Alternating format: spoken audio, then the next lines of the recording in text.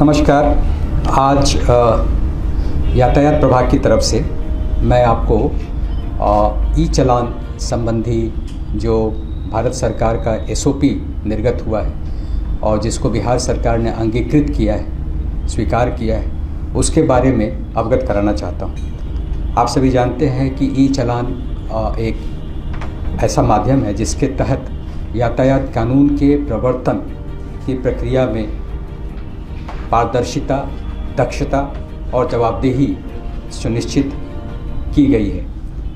बिहार राज्य में नवंबर 2023 के बाद से मैनुअल चालान काटे जाने की प्रक्रिया पूर्णतः रोक दी गई है और ई चालान की प्रक्रिया निम्नलिखित माध्यमों से की जा रही है। जैसे सभी थानों को करीब 2000 के आसपास हैंडहेल्ड डिवाइसेस उपलब्ध कराई गई हैं, जिसके माध्यम से ई चालान की प्रक्रिया की जा रही है।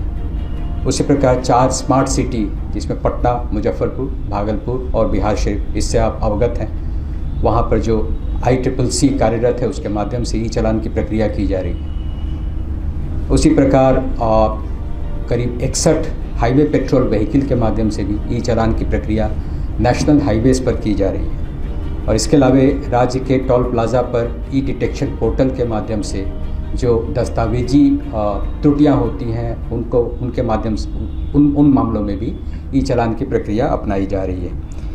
भारत सरकार ने हाल ही में एक विस्तृत दिशा निर्देश इस मामले में निर्गत किया है, जिसको बिहार सरकार ने स्वीकार किया है। उसके कुछ मुख्य बिंदु मैं आपसे साझा करना चाहता हूँ। सबसे पहला है कि वाहन स्वामियों या चालकों का जो मोबाइल नंबर है और पता है उसको आद्यतीकरण के संबंध में दिशा निर्देश दिए गए हैं। इसके संबंध में सरकार की तरफ से व्यापक जन जागरूकता अभियान चलाया जाना है और इस हेतु 3 महीने का एक विंडो उपलब्ध कराया जाएगा, जिसके तहत सभी वाहन स्वामियों को और चालकों को अपना मोबाइल नंबर और पता अपडेट करना होगा सिस्टम में। यदि उस समयावधि के अंदर वो इसको नहीं कर पाते हैं तो उनका जो DL है या RC है या PUCC है, इसके नवीनीकरण पर रोक लग जाएगी और DL और RC का 3 महीने से अधिक समय तक निलंबन तक हो सकता है। वर्तमान में QR कोड आधारित अद्यतीकरण की प्रक्रिया चल रही है, इसको और ज़्यादा व्यापक बनाया जाना है 3 महीने के विंडो के साथ। इसके बाद सब्सिक्वेंट ये प्रक्रिया जो है वो वर्ष में एक बार चलाई जाएगी, ताकि जो भी मोबाइल नंबर या पता चेंज हो रहा है उसको अद्यतीकरण किया जा सके। जो दूसरा स्तर है वो है रिकॉर्डिंग, जो ऑफेंसेस की रिकॉर्डिंग होती है और उसकी निगरानी होती है, उसके बारे में।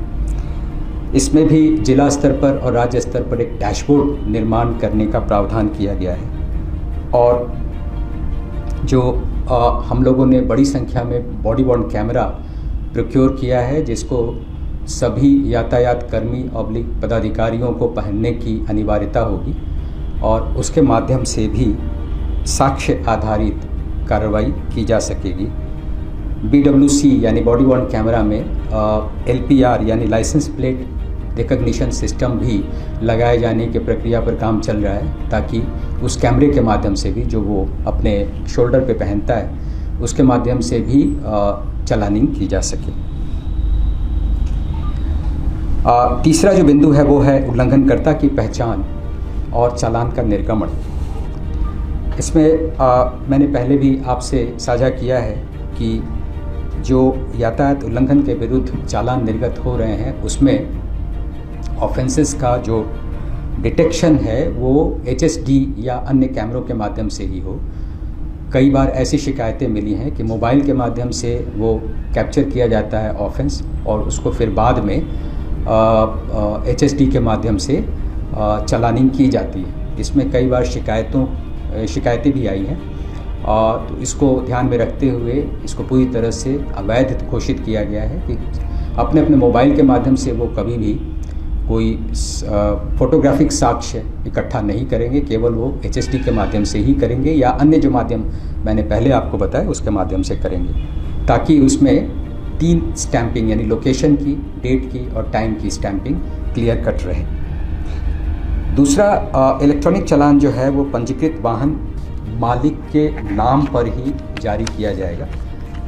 ऐसी भी कभी कभी संभावना होती है कि जैसे टू व्हीलर में पंजीकृत वाहन चालक जो है, वाहन स्वामी जो है वो गाड़ी नहीं चला रहे होते हैं, तो वैसी परिस्थिति में प्रावधान है एमवी एक्ट में कि वो इसको जा करके चैलेंज कर सकते हैं और जो एक्चुअल ड्राइवर है उसके नाम से चालानिंग हो सकती है। दूसरा, इसमें जो चालानिंग हो रही है उसमें अपराध और जुर्माने की सूचना उनको 2 माध्यमों से दी जानी है। पहला जो डिजिटल माध्यम है यानी SMS के माध्यम से 3 दिन के अंदर वो सूचना चली जानी चाहिए, और दूसरा भौतिक रूप से यानी पोस्टल माध्यम से भी 15 दिन के अंदर ये सूचना उनको डिलीवर की जानी चाहिए। इसके साथ साथ एक पोर्टल पर भी जितने चालान हो रहे हैं उनका एक डाटा वहाँ संधारित किया जाएगा, ताकि जो हमारे प्रवर्तन अधिकारी हैं वो उसको नियमित रूप से निगरानी रख सकें। जो चौथा इश्यू है इसमें वो है चालान की स्वीकृति और भुगतान। इसमें यह प्रावधान किया गया है कि राज्य सरकार द्वारा शिकायत निवारण प्राधिकरण का गठन किया जाएगा, और इसकी ऑनलाइन ट्रैकिंग के लिए यदि कोई शिकायत हो रही है तो उसका कैसे निष्पादन हो रहा है, इसकी ट्रैकिंग के लिए डैशबोर्ड भी बनाया जाएगा। आमतौर पे जो चालान नोटिस जारी हो रही है उसके 30 दिन के अंदर कोई भी शिकायतकर्ता इसको कॉन्टेस्ट कर सकता है। यदि 30 दिन के बाहर वो जाता है तो फिर ये मान लिया जाएगा कि उसने इसको स्वीकार कर लिया है, और यदि 30 दिन के अंदर कॉन्टेस्ट करता है तो उसमें एक प्रक्रिया निर्धारित की गई है जिसके बारे में मैं आपसे बाद में बताऊंगा। अब जो उन्होंने एक्सेप्ट कर लिया कि ये चालान हमारे खिलाफ हुआ है तो उसको 90 दिन के अंदर भुगतान किया जाना है, और यदि वो इसका भुगतान नहीं कर पाते हैं तो इलेक्ट्रॉनिक रूप से DL या RC को निलंबित किए जाने का भी प्रावधान इस SOP में किया गया है। हालांकि 90 दिनों की अवधि पूरी होने से 15 दिन पहले से ही प्रतिदिन DL RC के निलंबन या रद्दीकरण का अलर्ट नोटिस जारी करने का भी प्रावधान है, ताकि जो इसमें ऑफेंडर है उसको पर्याप्त सूचना रहे और वो उसका अनुपालन कर सके। यदि इस तिथि के भीतर चालान का निपटारा नहीं किया जाता, इस समय अवधि के भीतर यानी 90 दिनों के अंदर, तो वाहन को नॉट टू बी ट्रांजैक्टेड की लिस्ट में चिन्हित किया जाएगा, और सक्षम प्राधिकार जो है वो MV एक्ट की धारा 19(1)D और धारा 53(1)A के तहत क्रमशः ड्राइविंग लाइसेंस और वाहनों का पंजीकरण लाइसेंस रद्द या निलंबित किया जा सकेगा। मैंने आपसे पहले चर्चा की चुनौती प्रक्रिया के बारे में, उसके बारे में मैं आपको बताना चाहता हूँ। ई-चालान को चुनौती देने के लिए एक स्ट्रक्चर्ड सिस्टम बनाया जाएगा, उसका प्रावधान किया गया है। जैसा मैंने पहले कहा, चालान जारी होने की तिथि से 30 दिनों के अंदर यदि आप असंतुष्ट हैं, कोई ऑफेंडर असंतुष्ट है, तो वो ये शिकायत निवारण प्राधिकरण के समक्ष कर सकता है। उसकी ऑनलाइन सिस्टम भी होगी, और यदि शिकायत का समाधान निर्धारित अवधि जिसको सरकार के द्वारा निर्धारित किया जाना है, कौन सी अवधि के तहत उनको उसका निष्पादन करना है, नहीं किया जाता है तो ये मान लिया जाएगा कि चालान रद्द कर दिया गया है, यानी ऑफेंडर को अब इस मामले में कोई जुर्माना भरे जाने की आवश्यकता नहीं है।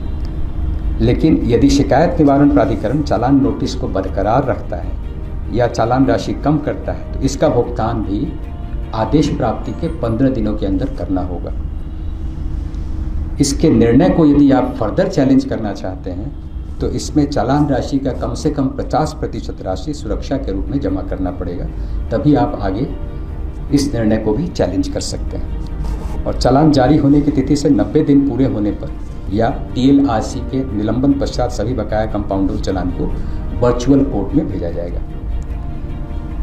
अब बात उठती है कि जुर्माना तो हो गया, लेकिन जुर्माने की वसूली किस हद तक है। तो SOP में ये प्रावधान किया गया है कि जुर्माने की वसूली जो है वो 90% से अधिक हो, इस हेतु सभी प्रयास किए जाएं। जो प्रयास उन्होंने इनलिस्ट किया है उसकी जानकारी मैं आपको देना चाहता हूँ।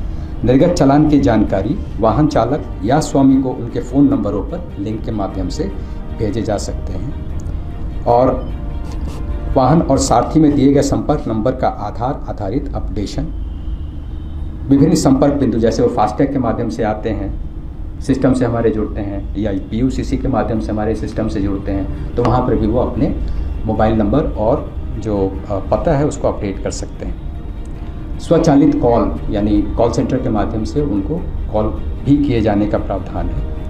और लंबित चालान के लिए SMS, व्हाट्सएप या ईमेल के माध्यम से हर 30 दिन में नियमित स्मारक भेजे जाने का भी प्रावधान है।